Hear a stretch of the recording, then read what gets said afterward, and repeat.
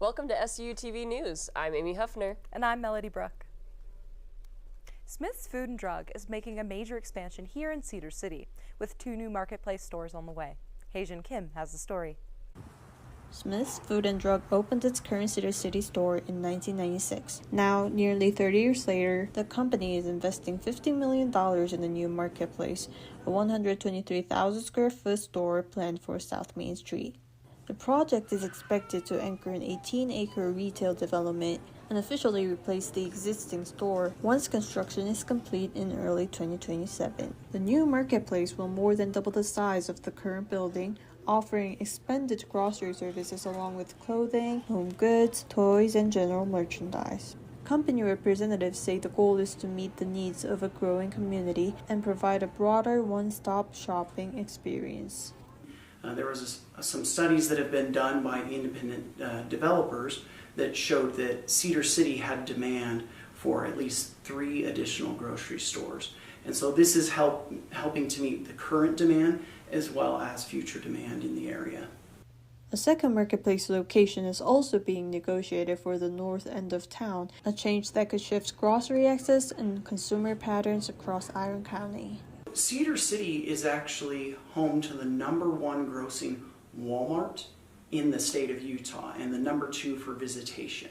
And so Smith's can help capitalize on that opportunity and those sales numbers that will benefit the community as a whole. Construction is expected to begin in the spring of 2026. The investment these people are making is huge. And to get people to do that, it needs to have a vibrant economy. And to do that, we have to continue to grow. And I accept the fact that we will need to grow now and into the future, and we will grow for many years. And we have tremendous responsibilities, not with just grocery stores and business infrastructure, but roads and water systems and parks and recreation and police and fire, and all of these things have to go with it as the community grows. But a good first step is a couple of amazing new grocery stores. With new retail growth on the horizon, Cedar City residents will soon see major changes in how and where they shop. Reporting in Cedar City, I'm Haejin Kim. Turning now to the local dance scene, Big Iron Swing is the newest swing dance company to Cedar City. Here's reporter Melody Brook with more. 2 and 3, 4 and 1, 2 and 3, 4, 5 and 3. Big Iron Country Swing Dance Nights take place every Tuesday and Friday from 8 p.m. to midnight at the venue Cedar City on 33 North Main Street. Lessons run from 8:30 p.m. to 9 p.m. for line dances and 8 p.m. to 8:30 p.m. for couple dances. Entry is $5 cash and $7 card. The event is open to dancers of all skill level and offers a versatile approach to swing with modern and traditional styles. Big Iron Swing began when Noah Stevens recognized a need for social dance in southern Utah. He set out to create the business along with the support of his best friend, Tanner Bench. Here's the story. Big Iron Swing started in August of 2024. I saw a need for more swing dancing here in Cedar City, maybe a little bit more of a niche crowd, less like super traditional country, and I also wanted to get some of the modern stuff in there. So we've been at it now for almost a year and a half, and Big Iron happens every Tuesday and Friday. Starts at 8:30, goes until 12. We really try to appeal to both a traditional country swing audience as well as more of a modern swing audience. Line dancing is a huge part of it. So Big Iron has grown. It's been awesome, and we're still here. There are several themed nights throughout the year, with opportunities for costumes, prizes, and more. Big Iron is open to all ages and accepts dancers from near and far. For more information about Big Iron Country Swing Dance, check out the Big Iron Swing Instagram page and the Big Iron Swing Facebook page. For SUTV News, I'm Melody Brook. The SU Theater Department has many student-run shows in production. Here's Laura Bailey with the story. Trust a husband. London is full of women who trust their husbands. One can always tell who they are. They look so thoroughly unhappy. The black box show Lady Windermere's Fan was recently shown at SUU. The show was about Lady Windermere, a woman of high society, and her struggles with love and marriage. The play was written by Oscar Wilde, famously known for his works such as The Importance of Being Earnest and The Picture of Dorian Gray. The show was funny and moving, and many audience members enjoyed the production. I had friends in the cast. They were amazing. I've also never seen a black box grant in this theater. So amazing. The show ran for 2 nights and was performed and directed almost entirely by SUU students under the Black Box Grant. The Black Box Grant gives SUU theater students the opportunity to produce and perform their own shows with funds from the theater department. Many shows at SUU have been performed through the Black Box Grant. So I was able to produce this show because of the Black Box Grant, and it's a show that I've been wanting to do for years. So it's a once-in-a-lifetime opportunity that gives students that chance to shine. For more information and to see the latest shows, visit www.su.edu/PVA. For SUTV News, I'm Alora Bailey. A special ensemble took over SUU on November 22nd. Our reporter Chris Cha has the scoop.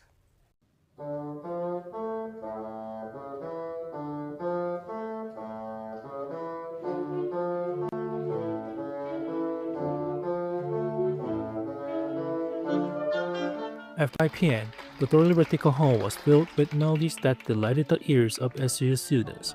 Under the direction of Dr. Lihia Valduga, the students performed Latin American songs. Let's take a moment to appreciate them.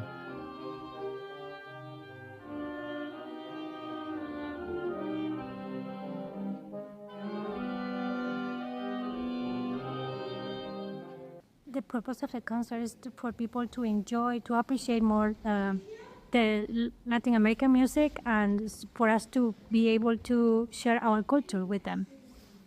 On this day, the student performed Sever con algo mío, Latin medley, La Flor de la Canela, Amo Llanera, and other Latin medley. I mean, pumped up, to be honest. Like, it's a lot of work, but once you get up there and start playing, like, you have fun, and then afterwards, you're, like, still filled with adrenaline, but you start to decompress, and it kind of hits you. It's like all the work you put in throughout the whole semester was put into that, and it's just fun. I mean, it's doing what you love out there on stage for people's sake, so. I hope Dr. Lihia succeeded in her goal of promoting Latin American music and culture. For SUTV News, I'm Chris Shaw. You know, it's been a long time since we've been here. We've had the Thanksgiving break, and so it's nice to be back in the studio today.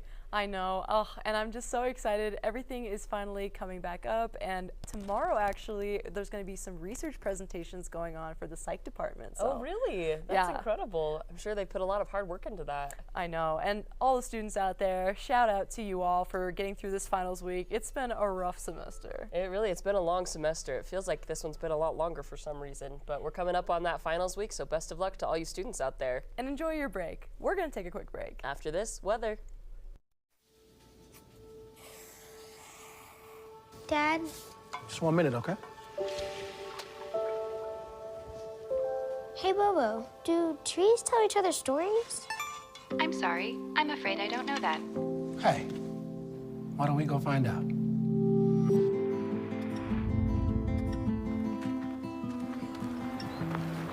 Listen. Do clouds take naps? I couldn't tell you.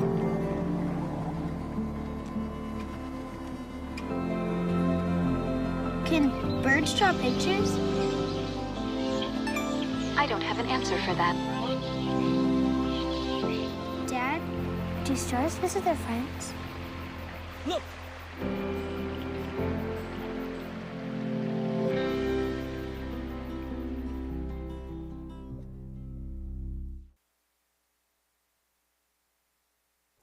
Welcome to SUU TV Weather. My name is Brooklyn Beard. Let's jump right into looking at the forecast. We had some snow over the weekend, but it doesn't look like we have any in our future here. As you can see, today we are partly cloudy with a high of 43 and a low of 25. Tomorrow we'll have some AM showers in the morning there, again with a high of 35, but we'll get down into the teens in the evening with a low of 18 degrees. Thursday is mostly sunny, with a high of 41 and a low of 24, and then as we continue on into the rest of the week, we get just more sun and it gets even hotter. I say hot, 50s. That's hot for right now. It's December, folks. Friday, we have our high of 47 and a low of 31, and then over in Saturday, it's going to be partly cloudy, but we still will get into the 50s there with a high of 52 and a low of 30, and that trend will continue on until the next week. As we take a look at our forecast, you can see there's not too much going on, especially not up by us in Cedar City. They're in a little bit of trouble in Arizona with some precipitation over there, but they could use it. As we have a look at our weekend weather report, as you can see, Saturday it's going to be 52 degrees by day, 30 degrees by night, and as we carry on into Sunday, 54 degrees by day and 32 degrees by night. Now, I have a picture of some snow here. Like I said, we got a little bit of that over the weekend, but nothing to worry about this week. Whoa. Except for, I don't know, I'm feeling like there might be a little bit of precipitation going around in here because it's raining men. And this week we are featuring Diego Luna. Now, I know a lot of people know him from the new Star Wars show that's been happening, but 13-year-old me had a huge crush on him in Dirty Dancing Havana Nights, which is the sequel to Dirty Dancing that nobody knows about and Patrick Swayze is in for about 30 seconds. We also have a slew of local events going on this weekend to ring in the holiday season. The Holiday Tree Jubilee will be having its last event tonight, December 2nd, and that starts at 5 p.m. Also, A Charlie Brown Christmas will be debuting on Thursday, December 4th, and their final performance will be December 6th at 8 p.m. Krampus will also be paying Cedar City a visit in addition to the many Santa Clauses, and that is happening December 5th at 6 p.m. at the Bookdom Apothecary. And finally, we will have a holiday concert this Friday, December 5th, starting at 7:30 p.m., performed by the majority of SUU's ensembles. So be sure to check some of those out and go to SUU events or cedarcityevents.com. Today is World Trick Shot Day. Now, I don't know how to do any trick shots, but if I did, I would do them today. So if you know any trick shots or if you're looking to learn, today's a perfect day to do that.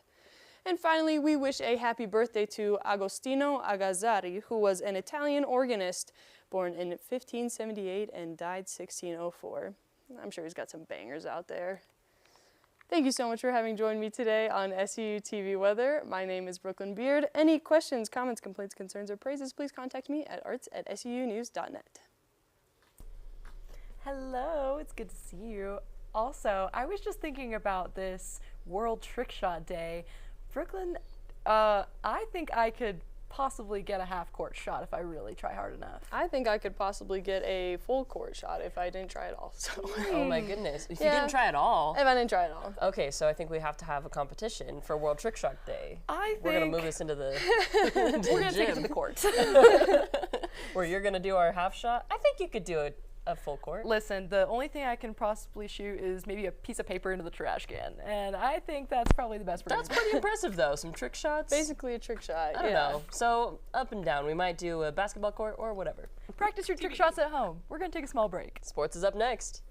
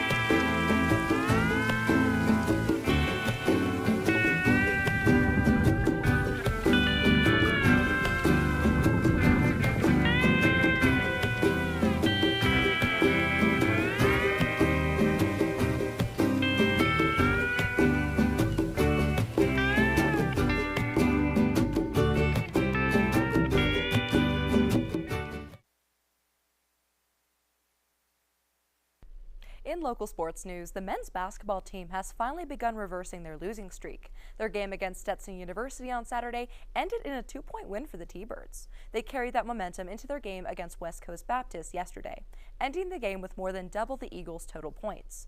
Women's basketball had a fantastic midseason as well. Their most recent game against Nelson University resulted in a 111-point win for the T-Birds, with Nelson scoring only 41 points. Women's basketball will face off against New Mexico State University on Thursday, with the men's team heading up to Oregon State on Saturday. In national sports news, the NFL has announced its 60th Super Bowl pregame will be headlined by Charlie Puth, Brandi Carlile, and Coco Jones. The Super Bowl will take place on Sunday, February 8th. Also taking place in February is the 2026 Winter Olympics, which runs from the 4th to the 22nd. The Olympic flame was lit this past Wednesday and will journey over 7,500 miles to Milan for the opening ceremony on February 6th. In related sports news, 2 gymnasts have sued the USA Gymnastics Organization and the U.S. Center for Safe Sport, claiming both bodies failed to stop sexual abuse from their coach. The gymnasts, who are now students in college, allege they endured abuse from coach Sean Gardner as preteens. USA Gymnastics has declined further comment at this time. NASCAR was also not safe from legal action. NBA superstar Michael Jordan's racing team has filed an antitrust lawsuit against the racing supergiant. The lawsuit accuses NASCAR of preventing teams from competing without, quote, accepting the anti-competitive terms, end quote. The trial is currently underway and is expected to last roughly 2 weeks. In lighter news, graduating BFA students had the opportunity to display their artwork and celebrate their educational careers this past month at the 2025 Fall Fad Fete. Here's reporter Amy Huffner with more. On Monday, November 7th, SUMA hosted the College of Performing and Visual Arts 2025 Filmmaking and Design Fete, a celebration for the opening of the Fall BFA student and SUU faculty exhibitions. This event provided the opportunity for the artists that make up SUU to showcase their hard work across various mediums, including illustration, graphic design, printmaking, and ceramics. So cool. I was really looking forward to continuing my career in art here, and just well, maybe my work is going to be up here in the museum. Pretty cool. The faculty exhibition features 17 faculty members and their recent artistic projects, highlighting their respective disciplines and passion for art. While Sublime, the Fall 2025 BFA exhibition, features 9 capstone projects of graduating students, exhibiting the culmination of their hard work across their educational career. It's just also very exciting to have things in a museum at the end of your degree. I remember being a freshman and finding out that in graphic design, at the end of the day, you get to have your stuff up in SUMA. The event served light refreshments, including treats and a soda bar for all attendees to enjoy for free as they experienced the exhibition. In addition to viewing the artwork, there were interactive exhibits, including writing letters to Santa at the Charlie Brown Christmas exhibit. The BFA exhibition Sublime will run until December 12th, 2025, and the faculty exhibition will run until March 7th, 2026. For more information or to learn more about upcoming SUMA exhibitions, visit suu.edu/SUMA. For SUTV News, I'm Amy Huffner. Back in October, a pioneer skills gathering arose just outside the small southern town of central Utah. Our reporter Emily Walters was on the scene.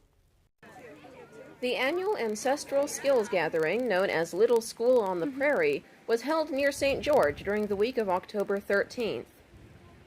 Although a heavy, unexpected flash flood the previous weekend had destroyed the camp's location and equipment, this hardy group of pioneers worked hard together to rebuild so the gathering could have a successful 4th year.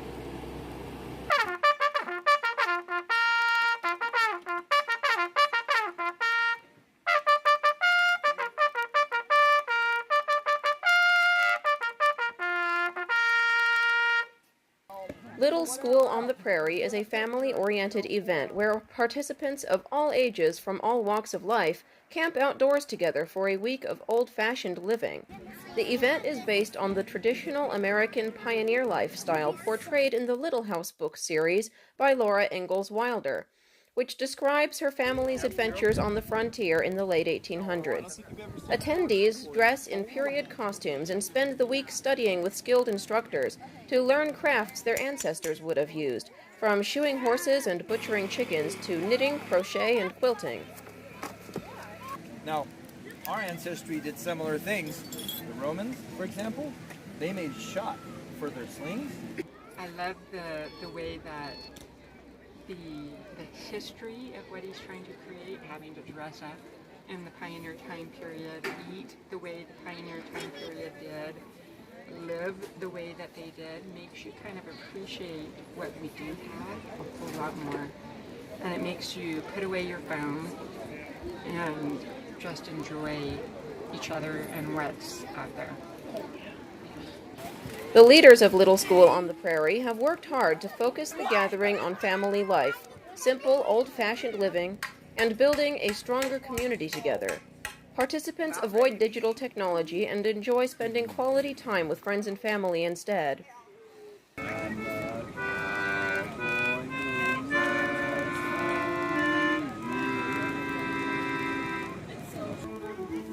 These people take pride in using kerosene lanterns instead of flashlights for the week, cooking Dutch oven meals and hot fudge from scratch, and square dancing to fiddle music long after dark every night.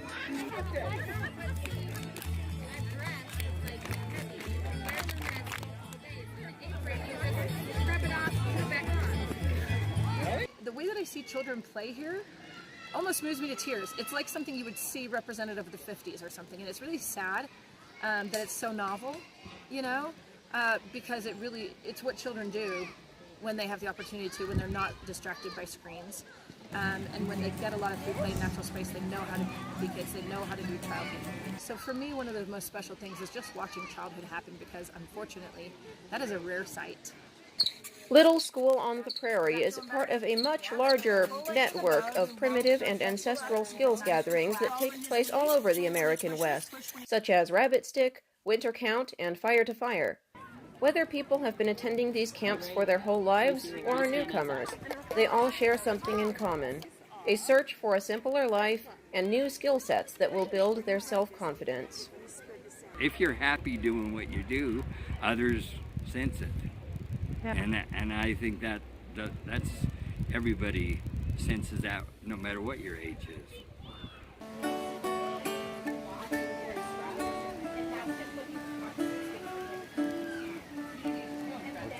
For SUTV News, I'm Emily Walters. You know, I don't know how those pioneers do it. Making a piece of bread or something in a Dutch oven on an open fire.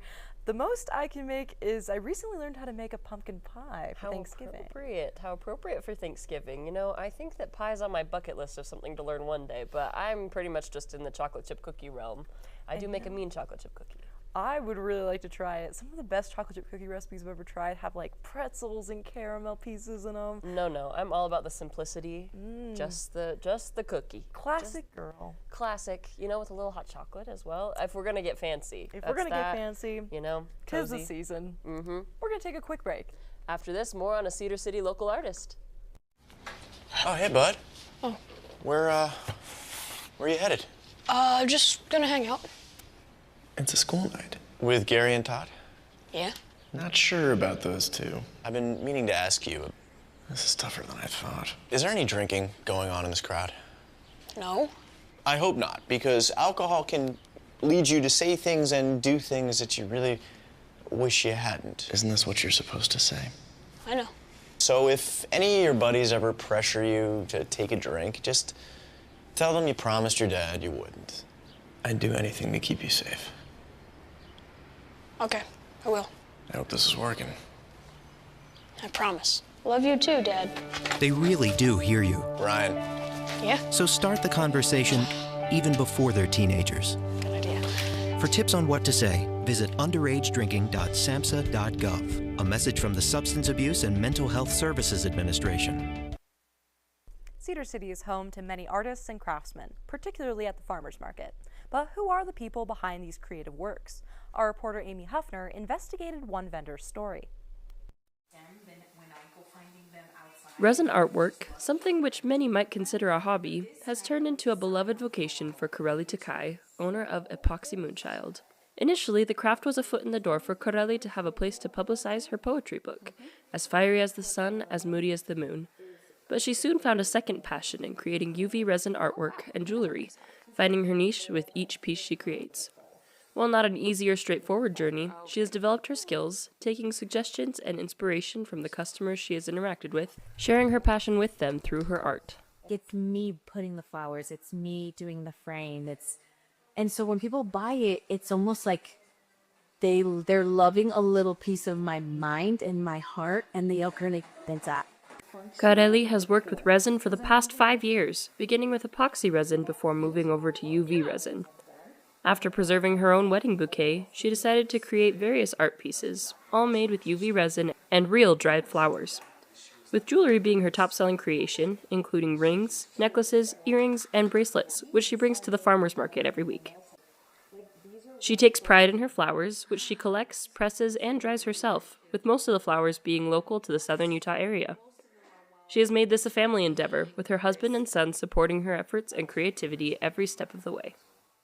Seeing her from what she started, seeing all of the cries because she would mess up a bowl. Like, I don't want to waste anymore. To the now, it's like, wow, you just did this 30 pendants, in like half an hour. How is this possible? This is crazy. And all of that has been her. Corelli hopes that by sharing her art and poetry that people feel less alone and find connection through their interactions with her.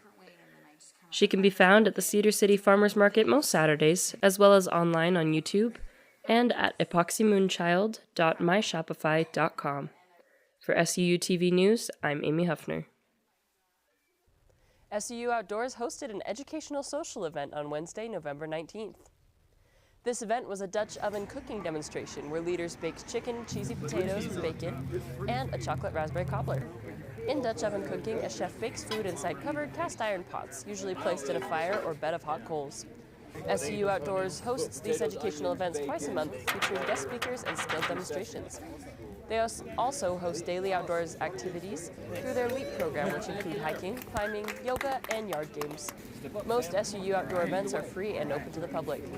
More information can be found at suu.edu/outdoors.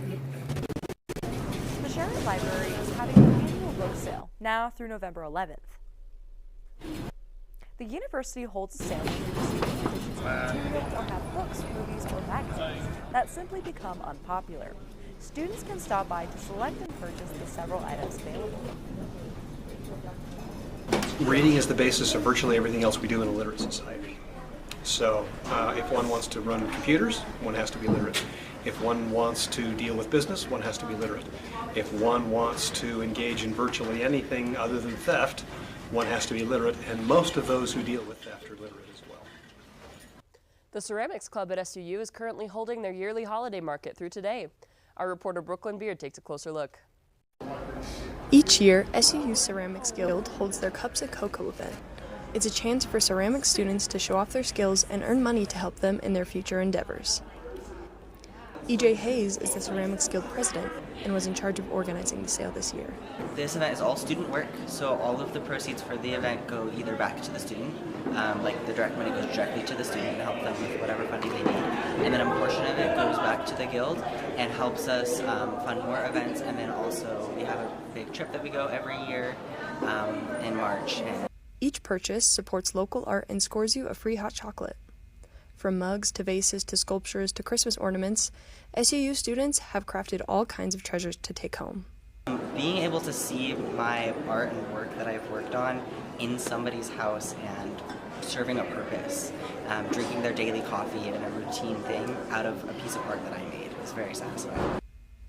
Shop slow this year and stop by the Student Center living room to pick up holiday gifts for loved ones or to just peruse and appreciate the talent we have here at SUU. For SUU TV, I'm Brooklyn Beard. Thanks for tuning into SUU TV News. I'm Melody Brooke. And I'm Amy Huffner. Today we leave you with more footage from the Little School on the Prairie family camp. We'll see you next time.